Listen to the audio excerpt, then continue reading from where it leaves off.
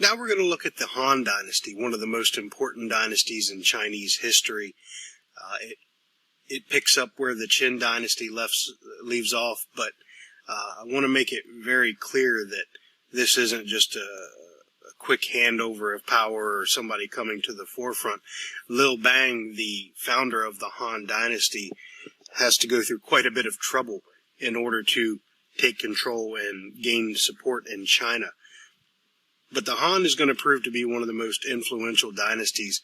When you combine the Qin and the Han together, they really set the pattern for what is to come in China for the next 1700 years. Liu Bang ends up becoming the founder of the dynasty, but it wasn't without problems.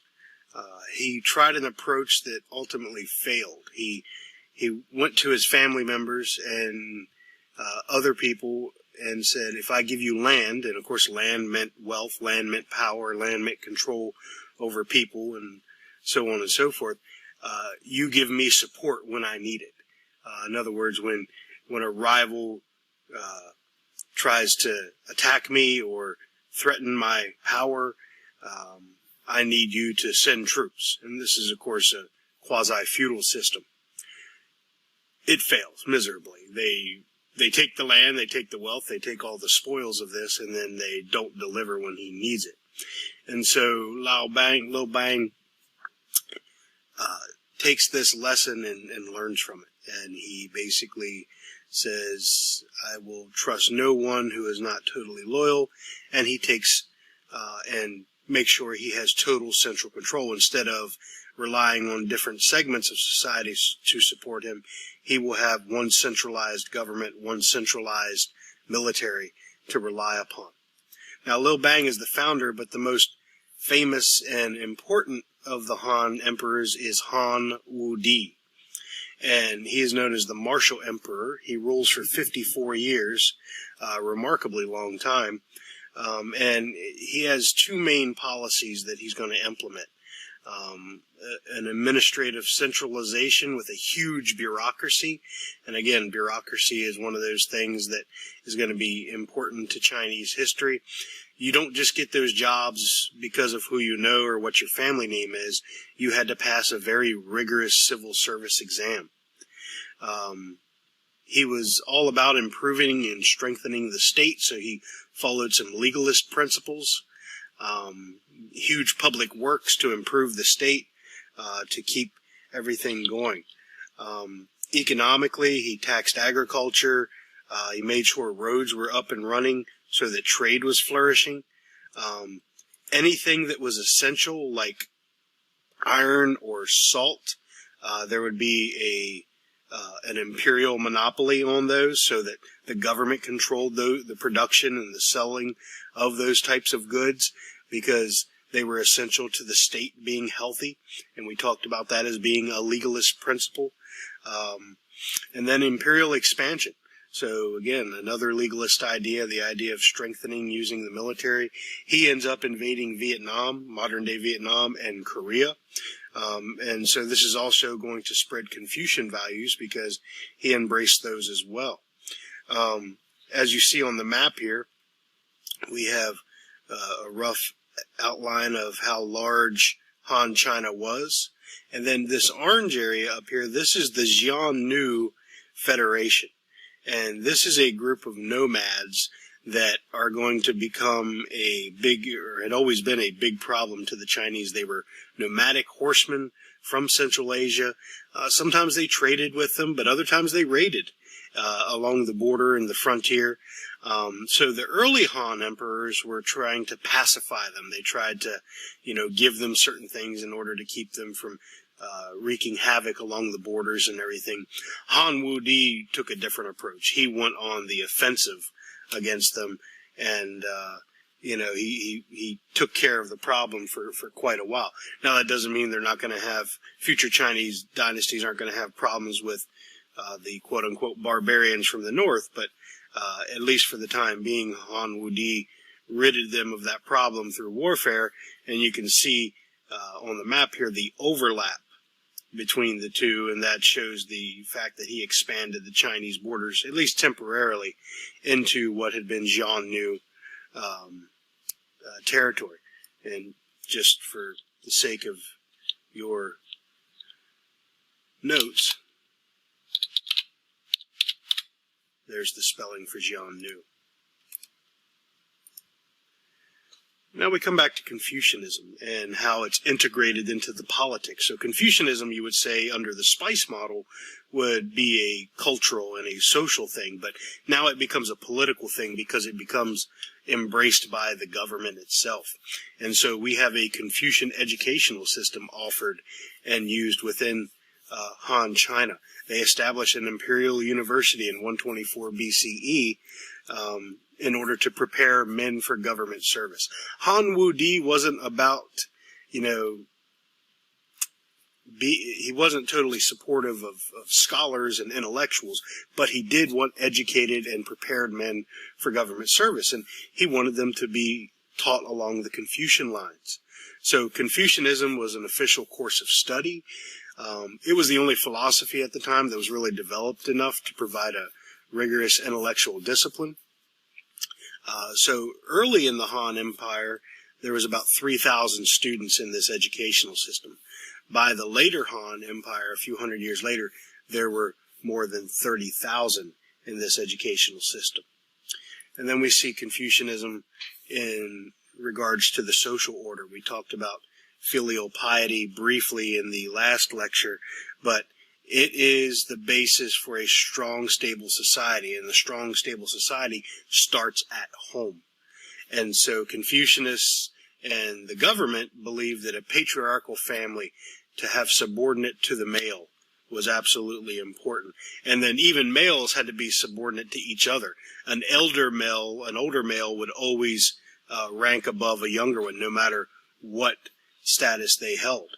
The female role, basically to be humble, to be obedient, to be subservient, and to be loyal to her husband. And then with regard to slavery, not a big problem in the Han Empire. You have the Han with the world's largest population. China has always had the world's largest population since at least classical times. And so by having enough people to work the land, you don't need slaves. So it didn't really factor into their social order. Another thing that helped China prosper during the Han was iron technology, metallurgy. They had superior weapons and really good farming tools made out of iron. They're going to be more durable. They're going to allow you to do better work than if you were using bronze tools or bronze weapons.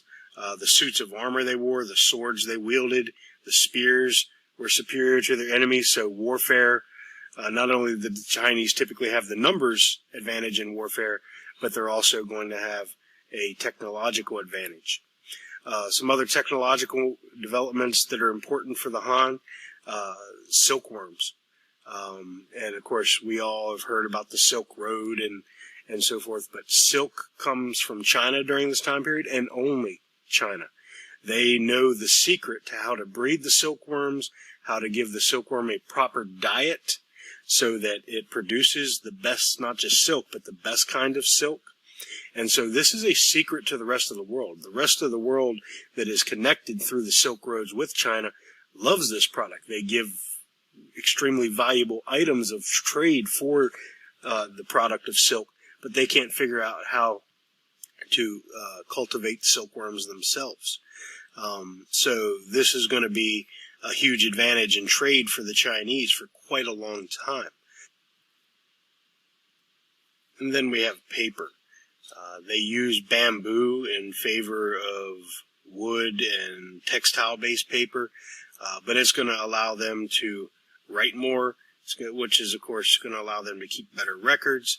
It's going to allow them to, again, if you're going to have a large and advanced economy, being able to keep track of what's going on is going to be important. It's also going to help you with regard to keeping track of your history and writing down your cultural achievements, etc. So you can see the Han has been a pretty prosperous time for China, and you can see this chart here. In 220 BCE, right about the time of the Han's rise, there are 20 million people in China. And just a little over 200 years later, right before the interruption, you have China's population tripling to 60 million people. So, of course, this is due to increased agricultural productivity, which is due to a strong centralized government, which is due to technological innovation.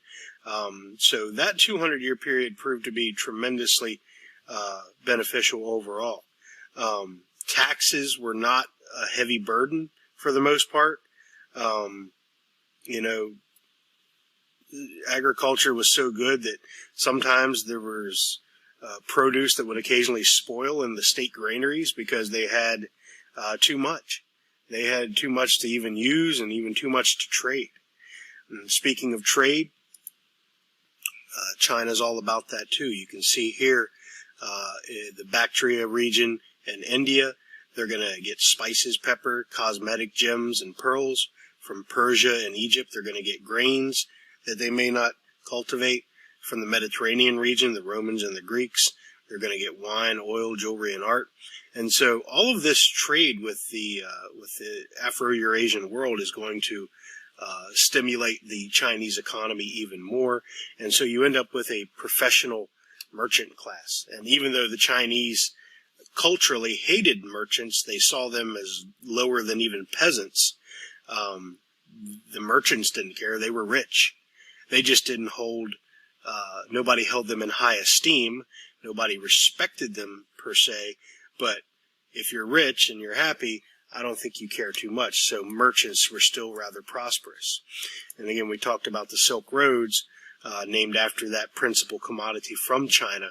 And, it's not just one road. You can see here in red that it goes all across Eurasia.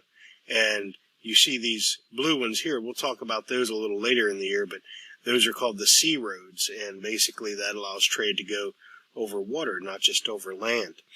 But this is going to connect the Chinese all the way to the Roman Empire, thousands and thousands of miles away. The Silk Roads were at their highest when China was at its strongest, and so during the Han, the Silk Roads were rather prosperous. You needed that imperial stability to allow the trade to be prosperous and b safe. And one thing about the Silk Roads to understand, and we'll talk about them in more detail later in the year, but to understand right away is that a merchant didn't travel like the whole length or even a big length of the Silk Road. It was done in relay trade. So you would go from one city to the next, maybe trade your goods, and then that person would have your stuff, and they'd go to the next city.